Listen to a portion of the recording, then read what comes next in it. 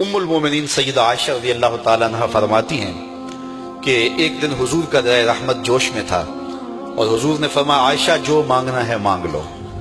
میں نے عرض کی یا رسول اللہ اگر آپ اجازت دیں تو میں اپنے باپ حضرت ابو بکر صدیق رضی اللہ تعالیٰ عنہ سے مشورہ نہ کر لوں کہ میں نے کیا مانگنا ہے؟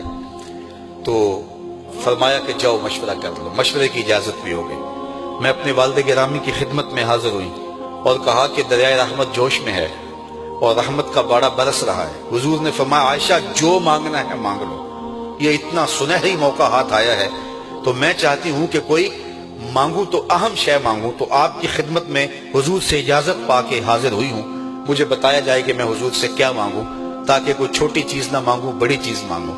تو حضرت ابو بکر رضی اللہ تعالیٰ عنہ نے فرمایا کہ بیٹا حضور سے جا کے کہنا کہ معراج کی خلوت خاص میں اللہ نے آپ سے جو راز کی باتیں کی تھی ان باتوں میں سے ایک بات بتا دو۔ مانگا بھی تو علم مانگا، اور عائشہ میرے سے وعدہ کرو جو حضور بتائیں مجھے بھی آ کے بتانا ہے۔ ام المومنین حاضر خدمت ہو گئیں۔ حضور نے پوچھا عائشہ مشورہ ہو گیا؟ کہا جی حضور ہو گیا۔ کہا مانگو کیا مانگتی ہو؟ کہا حضور معراج کی خلوت خاص میں جب اللہ کے حضور حاضر ہوئے رب نے آپ سے راز کی باتیں کی تو ان باتوں میں سے ایک بات بتا دیں۔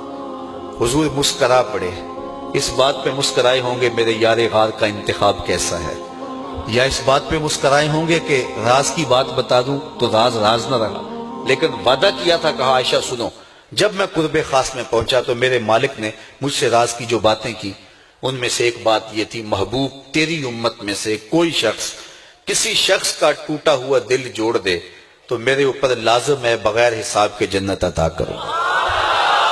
ام المومنین بہت خوش ہوئی اور اپنے والد گرامی سیدنا ابو بکر صدیق رضی اللہ تعالیٰ عنہ کے پاس آئیں اور ساری کہانی سنائی۔ بہت خوش تھی، لیکن حضرت ابو بکر صدیق رضی اللہ تعالیٰ عنہ نے سنا تو رونے لگے۔ تو ام المومنین سیدہ عائشہ رضی اللہ تعالیٰ عنہ نے عرض کیا میرے والد گرامی یہ بات رونے والی تو نہیں ہے، ہم بسا اوقات کسی دکھی کے کام آ جاتے ہیں، کسی کا دکھڑا بیٹھ کے سن لیتے ہیں، کسی کی ڈھارس بنا دیتے ہیں، کسی کے کام آ جاتے ہیں، یہ تو بخشش کا بہانہ ہاتھ آ گیا اور آپ اس پہ رو رہے ہیں۔ تو فرمانے لگے عائشہ اس کو معکوس بھی پڑھو، تصویر کا دوسرا رخ بھی دیکھو، اگر کوئی شخص کسی کا ٹوٹا ہوا دل جوڑ دے تو بغیر حساب کے جنت میں جائے گا، اس کا دوسرا رخ یہ ہے اگر کوئی کسی کا دل توڑ بیٹھے تو سیدھا جہنم میں جائے گا۔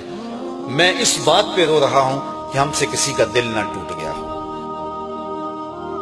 حضور نے فرمایا اللہ اس شخص کے چہرے کو تر و تازہ رکھے جس نے میرے سے کوئی حدیث سنی، پھر جیسے سنی اس کو ویسے آگے پہنچا دیا۔